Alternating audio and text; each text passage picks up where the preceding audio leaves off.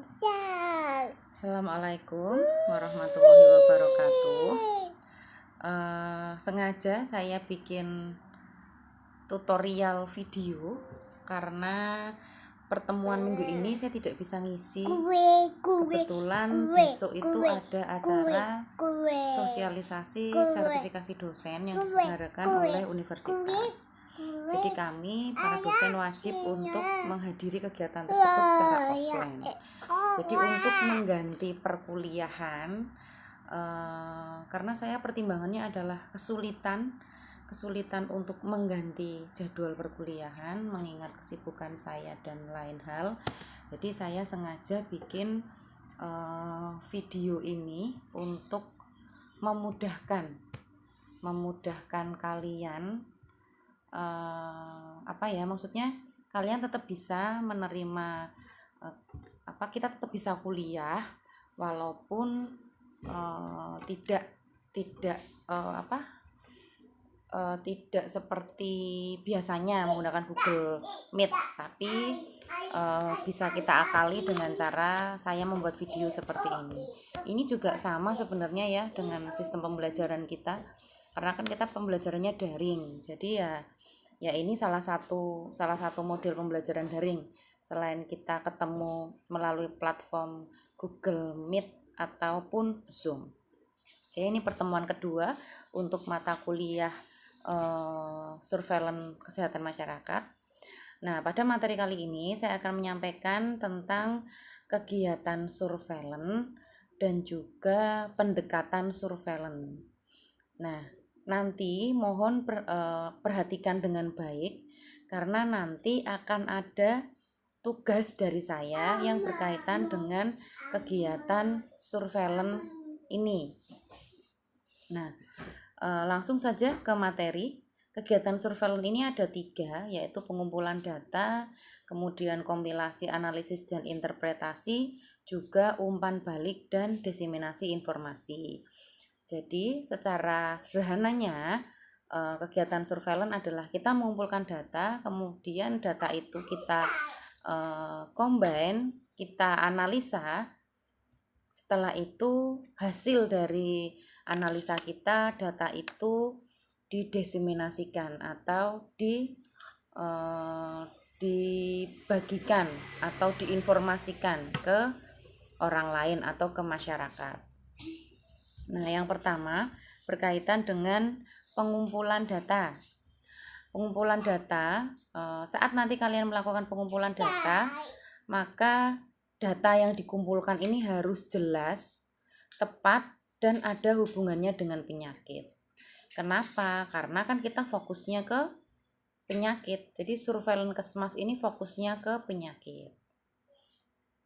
Kalau kita ngomong surveillance ya harus kalau kita ngomong soal surveillance berarti ini kita seputar penyakit ya, tidak bisa kalau untuk kegiatan yang lain boleh tidak Bu? Ya tidak boleh, yang namanya surveillance ya surveillance pengamatan terhadap kejadian penyakit. Kan kemarin berhubungan juga dengan tujuan-tujuan surveillance ya yang kemarin sudah saya sampaikan.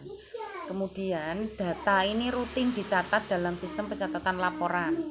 Nah, yang ketiga, jenis data yang nanti dikumpulkan adalah data primer dan data sekunder.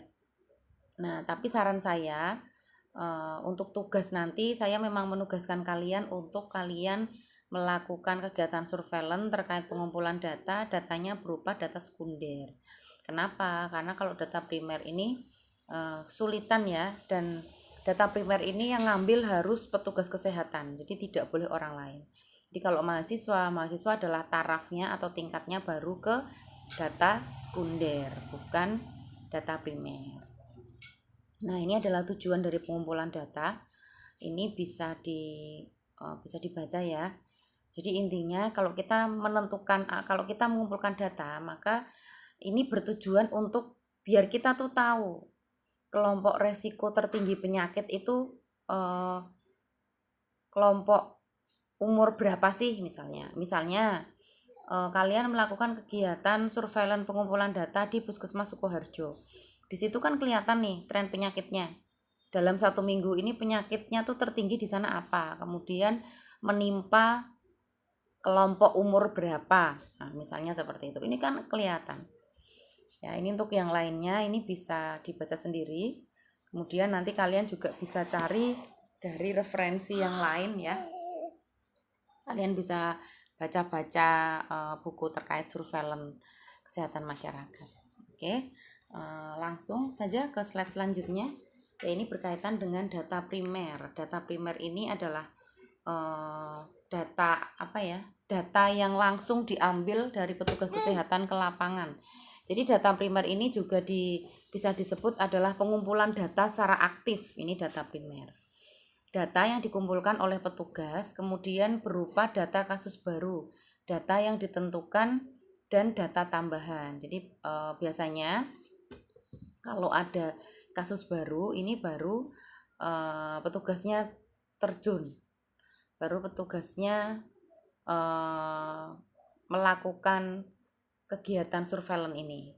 Kemudian kapan dilakukan data primer? Yaitu bila ada penyakit baru yang muncul dalam populasi. Kemudian jika ditemukan insiden penyakit baru atau ada insiden penyakit meningkat, misalnya ada kasus kejadian KLB DBD misalnya, ini baru petugasnya tuh turun ke lapangan, baru melakukan kegiatan surveillance, kemudian baru ngecek nih sebenarnya kenapa nih kok sampai terjadi KLB. Nah, seperti itu. Oh iya, nanti jika dirasa ada yang belum jelas terkait materi pertemuan kedua, nanti seperti biasa kalian bisa chat ke saya, langsung bertanya dan nanti akan saya jawab. Yang selanjutnya ada data sekunder, ya ini data yang dikumpulkan secara pasif. Data sekunder ini bergantung pada kecepatan, ketepatan, kebenaran, kelengkapan laporan yang dikirimkan. Misalnya nih, misalnya begini, ada data tentang kejadian penyakit, misalnya begitu ya. Misalnya data tentang penyakit hipertensi. Nah ini tergantung nih dari kecepatannya. Kecepatannya tuh maksudnya seberapa cepat penyakit itu dilaporkan ke pelayanan kesehatan. Misalnya seberapa cepat penyakit itu dilaporkan ke puskesmas, kemudian tepat atau enggak, benar atau enggak. Nah ini juga tergantung tadi ya pelaporannya, kemudian kelengkapan laporan yang dikirim. Jika laporan yang dikirim ini tidak lengkap, ya berarti data sekundernya juga perlu dipertanyakan. Makanya kalau seorang tenaga kesehatan yang dia melakukan pengumpulan data secara aktif, yaitu dia turun ke lapangan, dia harus memastikan bahwa data yang diambil ini memang benar, data yang diambil ini memang valid. Jadi nanti kalau dilaporkan ya ini layak untuk diinformasikan ke orang lain, kan begitu toh. Jadi untuk pelaporan penyakit ini bisa pelaporan mingguan, bisa harian, bisa bulanan. Jadi petugas kesehatan ini turun ke lapangan, atau ya petugas kesehatan di bagian pelayanan kesehatan misalnya, tugasnya nyatet nih penyakit atau pasien yang datang di puskesmas di hari itu, di jam itu, di hari Senin jam 8 sampai jam 12 ini mereka sakit apa saja. Nah ini juga harus benar-benar tahu ya. Kalau tidak mengetahui ya nanti data sekundernya diragukan. Kemudian data yang dikumpulkan harus disesuaikan dengan tujuan surveillance. Tadi sudah saya sampaikan di slide sebelumnya. Kemudian ini sumber data surveillance. Ini sumber data surveillance bisa berasal dari pencatatan kematian. Misalnya terjadi kasus kematian pada penyakit hipertensi misalnya. Nah, itu kan nanti kita bisa tahu. Kemudian dari laporan penyakit, dari laporan KLB atau wabah, dari pemeriksaan laboratorium, kemudian dari penyelidikan peristiwa penyakit, penyelidikan wabah, survei penyakit, serta penyelidikan tentang distribusi vektor dan reservoir.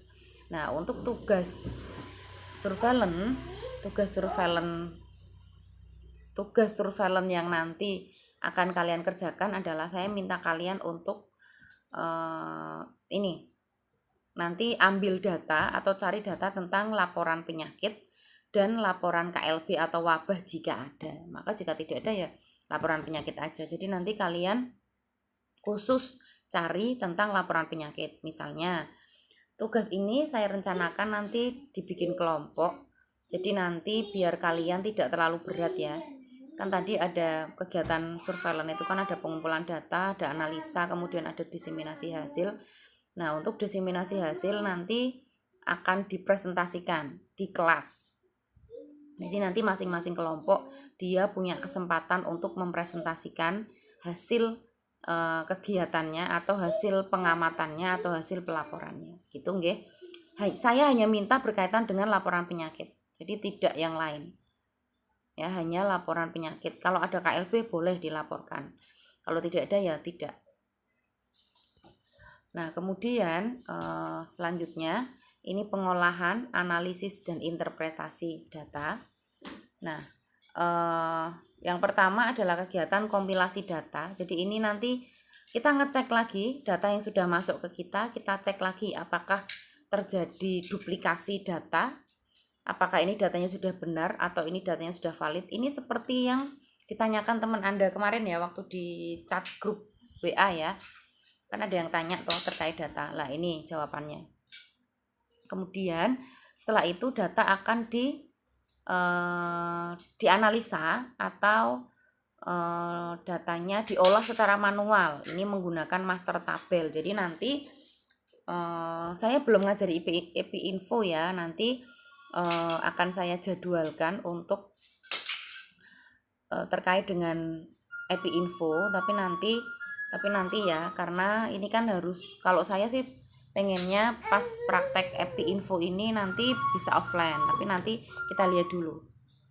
Nah, untuk sementara ini karena kegiatan surveillance sederhana, kita lakukan pengolahan data secara manual dulu. Nanti dibikin tabel, kemudian penyajiannya dalam bentuk tabel, kemudian dibuat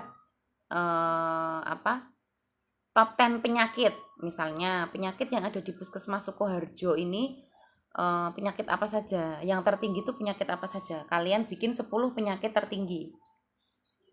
Kemudian setelah itu disesuaikan dengan tujuan sistem surveillance. Ini kan tujuan sistem surveillance kan berkaitan dengan menurut orang, tempat, dan waktu.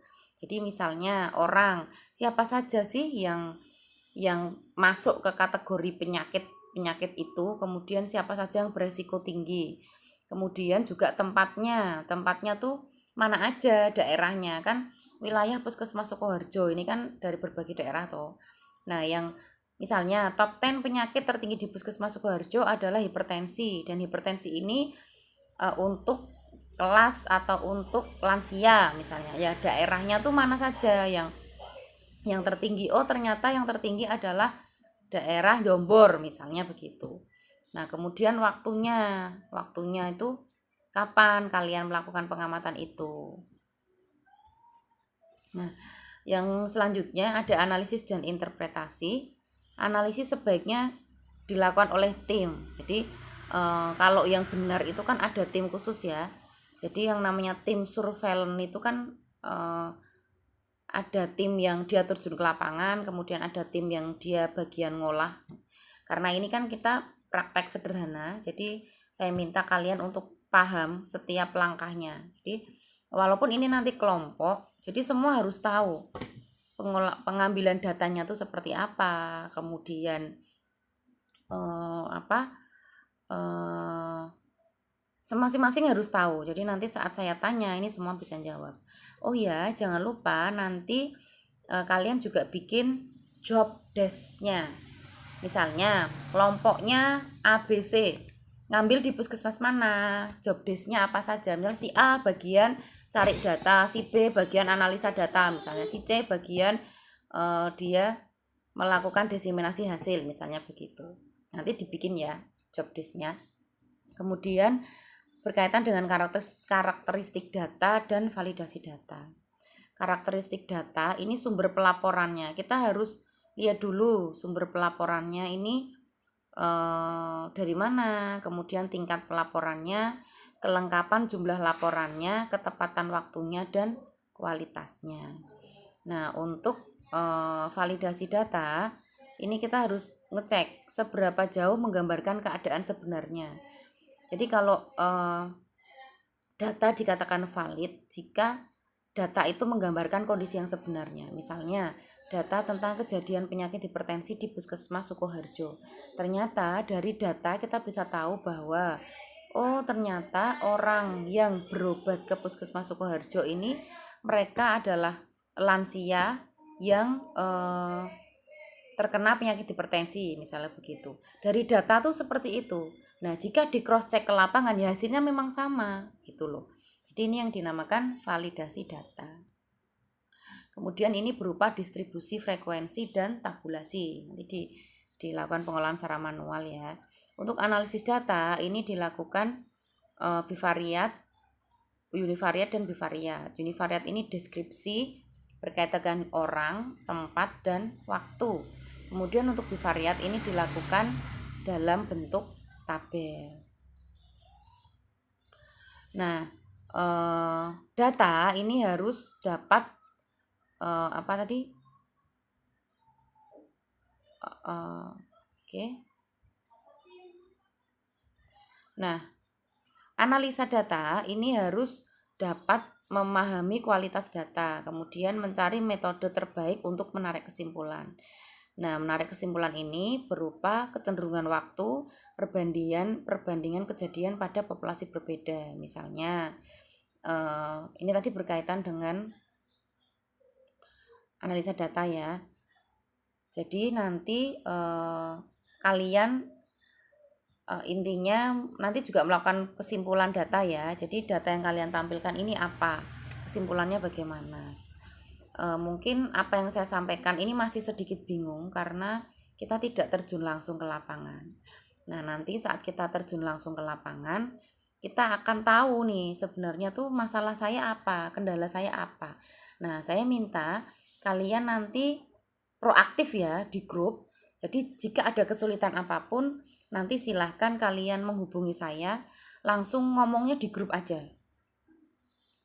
Ya itu tadi kenapa saya mintanya di grup biar nanti yang lain juga tahu, yang lain juga sama-sama belajar. Oh ternyata kelompoknya si A tuh kesulitannya ini, kendalanya ini, solusinya ini. Nanti jika kelompok B kok mengalami hal yang sama, mereka bisa tahu, oh iya solusinya tuh seperti ini, gitu ya. Jadi nanti silahkan nanti kalian bertanya di chat grup WA. Kemudian untuk interpretasi data, jadi kegunaannya ini untuk identifikasi epidemi, identifikasi gejala baru, kemudian memonitoring tren, evaluasi kebijakan, proyeksi kebutuhan mendatang. Misalnya, tadi berkaitan dengan kejadian penyakit hipertensi, ada gejala baru tidak, kemudian trennya bagaimana, seperti yang sudah saya sampaikan kemarin ya berkaitan dengan kejadian DBD. Ini trennya ini bisa diketahui nih, trennya bisa dilihat.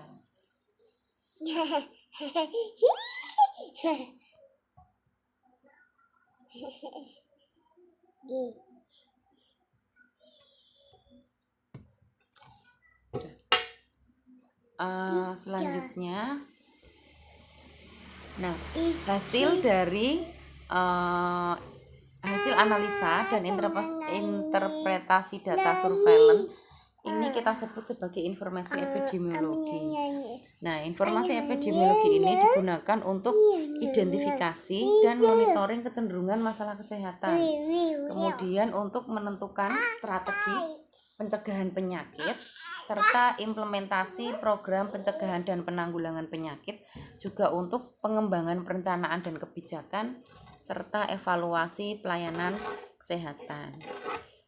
Nah, kemudian penyajian data ini bisa teks, bisa tabel, bisa grafik ya. Kemudian ini untuk diseminasi informasi, yaitu penyebarluasan informasi. Jadi kalau kalian data yang sudah kalian peroleh di lapangan ini disebarluaskan. Bentuknya bisa berupa laporan, buletin, seminar, atau simposium. Besok untuk diseminasi informasi nanti akan saya bikin kalian presentasi pakai Google Meet ya di kelas. Nah, ini pendekatan surveillance, ini ada surveillance pasif, surveillance pasif ini tadi ya hanya memantau menggunakan data penyakit yang harus dilaporkan yang tersedia di fasilitas kesehatan. Nah, ini nanti yang kalian lakukan. Saya minta kalian melakukan kegiatan surveillance pasif. Jadi kalian datang ke puskesmas, kalian minta data kejadian penyakit, kemudian data kejadian penyakit dari nanti adanya di sana seperti apa, saya kurang paham ya. Nanti di puskesmas adanya seperti apa. Jadi saya tidak membatasi harus sekian bulan enggak. Ada yang di puskesmas itu sistemnya per 6 bulan, per bulan itu juga ada. Ya nanti kalian tinggal aja datang. Kalau bisa saya minta kalian mencari data tentang kejadian penyakit dari awal tahun Januari 2021 sampai sekarang. Jadi nanti trennya itu kita bisa tahu. Tapi nanti kita diskusikan kembali ya berkaitan dengan ini. Kelebihannya adalah relatif murah dan mudah dilakukan karena kita tinggal datang ke puskesmas kemudian kita tanya. Kekurangannya apa? Kurang sensitif dalam mendeteksi kecenderungan penyakit karena kan kita nggak turun langsung. Nah, ini untuk surveillance pasif, surveillance aktif. Surveillance aktif ini menggunakan petugas khusus untuk berkunjung ke lapangan. Jadi ini tuh seperti tadi loh, cari data primer tadi loh. Nah, kalau data primer berarti ini kita pakainya surveillance aktif. Kelebihannya lebih akurat karena kan dapat mengidentifikasi outbreak lokal. Outbreak ini KLB. Kemudian kekurangannya lebih mahal dan lebih sulit dilakukan karena kan harus petugas khusus yang benar-benar memahami surveillance itu yang seperti apa. Sorry tadi belum sempat kehapus ya. Nah, tugasnya adalah melaksanakan praktikum di puskesmas, melakukan pendekatan surveillance pasif.